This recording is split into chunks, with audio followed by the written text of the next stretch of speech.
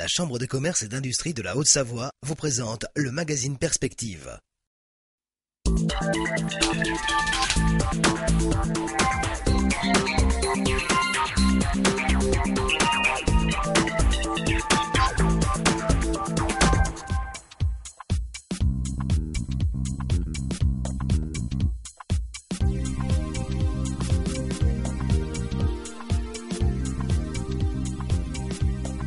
Bonjour et bienvenue à toutes et à tous dans votre magazine Perspective sur TV8 Mont-Blanc. Coup de projecteur cette semaine sur une entreprise implantée à Gaillard, Decide Life, pour parler de cette structure, son directeur général, Patrick Inder-Bizin. Bonjour. Bonjour. Merci de nous recevoir dans cette société qui existe depuis avril 2009 sur le territoire français.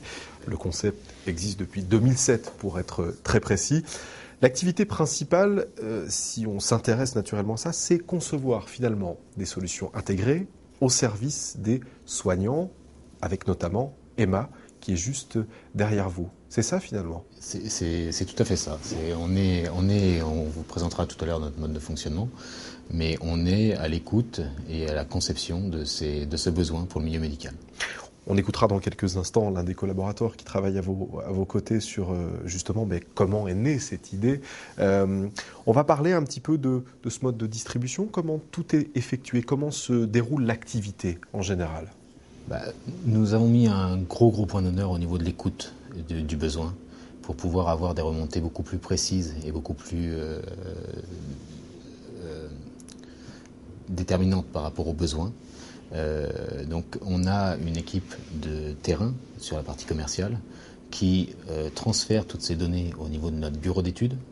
Nous sommes une société de conception sur laquelle tout nous appartient au niveau des études, au niveau du concept, au niveau du développement. Nous avons notre propre guide de développement qui nous permet d'avoir une réactivité beaucoup plus forte au niveau de l'attente de nos clients. C'est ce qui fait la différence par rapport à vos confrères et concurrents, si on peut le dire ainsi? Oui, aujourd'hui, c'est ce qui nous différencie. C'est-à-dire qu'on a mis une force de frappe beaucoup plus importante au niveau de cette écoute, au niveau de cette analyse du besoin, pour que notre bureau d'études, qui est interne au niveau de la société Decide Life, puisse réagir beaucoup plus vite sur l'état de faisabilité par rapport à ce besoin. Et par rapport à cette écoute, nous avons aussi donné donc, la première génération d'Emma qui nous a permis de répondre à un besoin très spécifique et sur lequel maintenant nous avons une gamme complète de produits qui nous permet d'aller beaucoup plus loin dans les attentes et de répondre aux attentes de nos clients. Alors justement, différentes cibles, quand on parle de clients, le médical, le paramédical, le bien-être, c'est ça? Alors c'est nos 3 cibles au niveau stratégie commerciale, au niveau statut. Aujourd'hui, sur Decide Life, c'est vraiment notre produit phare, notre gamme de produits Emma, sur lequel on est plus axé sur la partie, je dirais, médicale pure, c'est-à-dire clinique et hôpitaux, sur lequel on a mis tous nos efforts au niveau bureau d'études à aujourd'hui sur cette gamme de produits. Qu'est-ce qui fait la différence? C'est que ce produit, si on peut rapidement le présenter, un écran tactile, c'est ça, des fonctionnalités nombreuses? La grosse différence, c'est en fait l'intégration de toute une phase de modularité et d'intégration de différents modules qui étaient le besoin de nos clients. Lorsqu'on a fait cette étude, on s'est aperçu qu'il fallait intégrer impérativement toute cette partie de soins dans un seul outil de travail qui est donc le Emma première génération. Aujourd'hui, le Emma première génération se retrouve dans un bon nombre, je dirais, de lieux de santé, c'est ça? De cliniques privées en l'occurrence pour l'instant. On est sur des gros centres hospitaliers français sur lesquels aujourd'hui le Emma 1 est positionné avec une prise en compte de beaucoup de demandes supplémentaires sur lesquelles on vous présentera le Emma deuxième génération. On en parlera tout à l'heure de ce Emma deuxième génération. Pour l'heure, on va justement s'intéresser à ce produit. D'où est-il né? Comment est née cette idée? La réponse en images avec l'intervention de Jean-Luc Benguy. Si on remonte quelques années en arrière, il y a ce qu'on appelle le plan Hôpital 2007. Donc ça, c'est un plan gouvernemental qui a été transformé plus tard par Hôpital 2012. Et ça, c'est un plan qui concerne tous les établissements de santé, tous les établissements de soins en général, avec une partie qui nous concerne au premier chef, qui est l'informatisation. Voilà. Donc l'informatisation, c'est pour l'hôpital en général.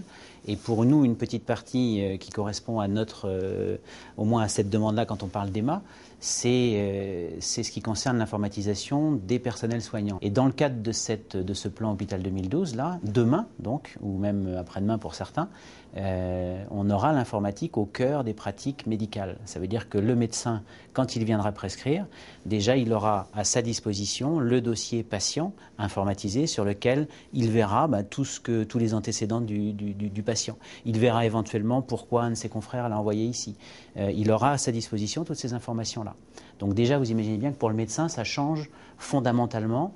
Peut-être pas sa pratique, son approche par rapport au patient, mais en tout état de cause, d'un matériel stylo, crayon, stylo papier, il va passer à un matériel informatique.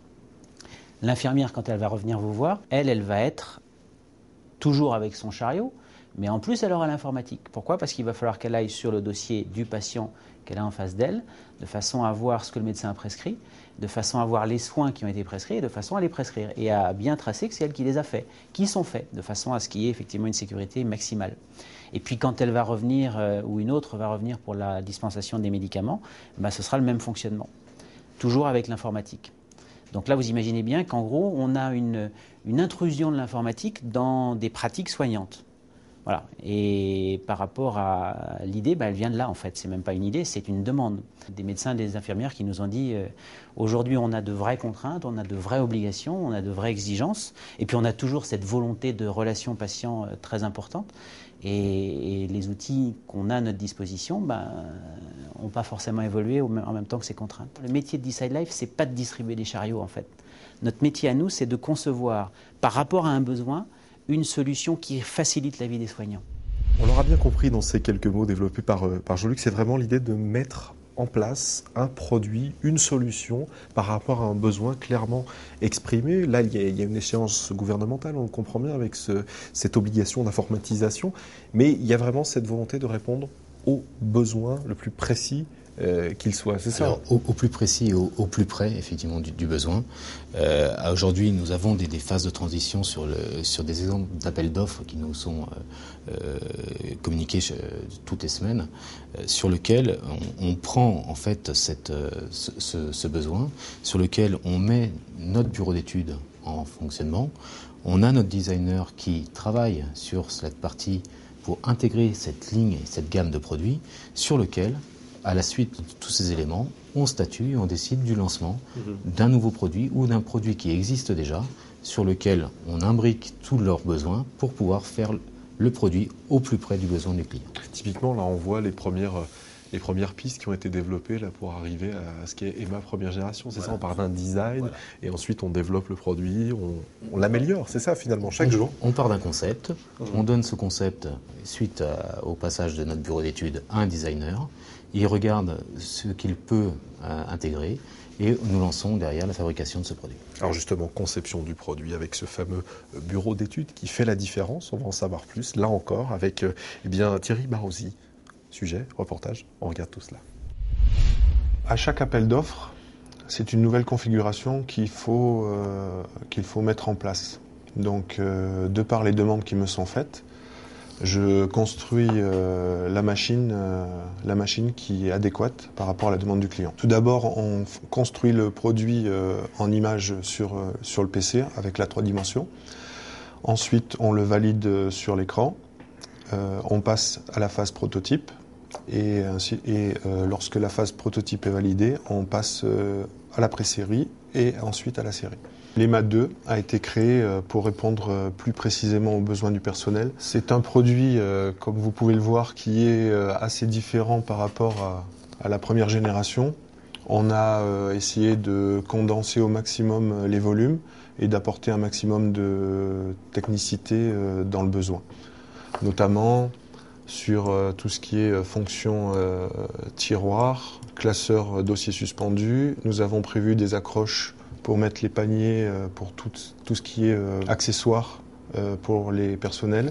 Et nous avons aussi derrière des rangements prévus à différents effets pour les personnels des hôpitaux. On essaye d'intégrer au maximum tout ce qui est besoin dans le milieu du médical.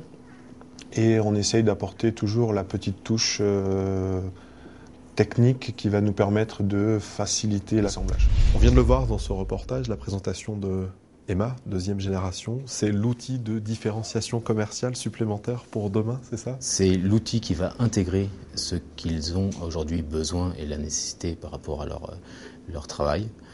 C'est un produit sur lequel on a su garder tout ce que l'on a pu développer sur le EMA première génération. Donc on a toujours notre grand écran tactile 19 pouces, toujours des systèmes suivis au niveau médical. On est une société certifiée ISO 9001 et 13485 au niveau médical. Donc toute cette partie normative est respectée. Donc tout ce qui était déjà développé sur le EMA première génération pour éviter tout ce que l'on entend au niveau normatif, infection nosocomiale et ainsi de suite, a été intégré sur l'EMA deuxième génération. Mais nous avons aussi développé toute une batterie de choses supplémentaires pour pouvoir augmenter les surfaces de plan de travail, augmenter la modularité des produits, augmenter la polyvalence de notre gamme de produits et intégrer le maximum de tiroirs et de fonctions existantes au milieu des hôpitaux actuels pour pouvoir répondre aujourd'hui à un maximum d'appels d'offres. Et demain, peut-être intégrer la lecture également de la carte, fameuse carte vitale. Voilà, toutes ces choses-là de carte CPS, de carte RFID, de lecture code à barre, de toutes ces technologies-là sont intégrées dans la même philosophie que ce qui était le EMA première génération. C'est-à-dire des choses, des paramètres qui sont inviolables, sur lesquels c'est tout intégré dans le produit, sur lequel il n'y a pas de fils qui sont apparents, il n'y a pas de problème de nettoyage, et tout est conçu toujours dans cette stratégie. L'objectif finalement, c'est donc d'équiper sur les prochaines années, équiper davantage d'hôpitaux, j'imagine, et de cliniques, forcément, c'est ça? Mais c'est encore une fois de répondre à un besoin qui est là, sur lequel ce ne sont pas mes ingénieurs qui ont développé ce produit, c'est bien une écoute du besoin, et c'est bien les soignants, les praticiens de santé qui nous ont fait développer, qui nous poussent encore à développer des produits de ce genre. L'année prochaine, combien de machines déjà cette année, vous imaginez? Nous, aujourd'hui, notre carnet de commandes nous permet d'aller jusqu'à 400 à 500 machines, et nous pensons le doubler pour l'année prochaine. Bon. Sans mauvais jeu de mots, longue vie à Decide Life, c'est ça? Longue vie à EMA déjà et longue vie à Decide Life, bien sûr. Merci de nous avoir reçus ici. Encore juste un petit mot, quelques informations avant de refermer ce magazine.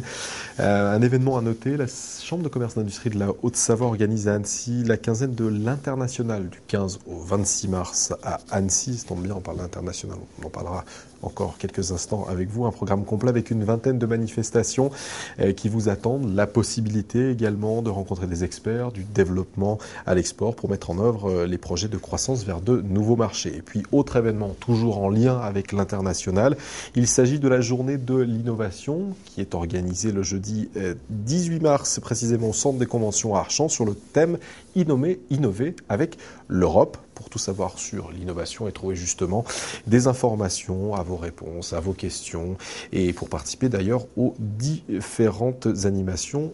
Il s'agit donc de la journée de l'innovation le jeudi 18 mars au Centre de Convention à Archamps. Pour retrouver l'ensemble de ces informations et retrouver naturellement le programme complet, un site internet est noté juste en bas de votre écran. On parlait de l'international il y a quelques instants, ça aussi c'est un développement important. Aller en France naturellement, mais également pourquoi pas sur des pays comme l'Allemagne et puis la Suisse naturellement, puisque l'idée est un peu née là-bas aussi, il faut le dire. Tout à fait. Donc la Suisse est en cours de commercialisation, l'Allemagne est déployée à partir du mois de septembre de cette année pour pouvoir attaquer toute notre partie Nord-Europe. L'Europe du Nord, vous voyez, le développement commercial est un axe essentiel de développement pour les sociétés, même si elles sont très récentes dans leur création. Merci beaucoup, Patrick, de nous avoir reçus ici au sein de Decide Life. C'est moi qui vous remercie. Et puis, pour tout savoir sur le monde de l'économie et découvrir de nouvelles entreprises avec des savoir-faire, vous le voyez, atypiques et ô combien intéressants, un seul rendez-vous, Magazine Perspective, même jour, même heure, même télévision, à très très bientôt.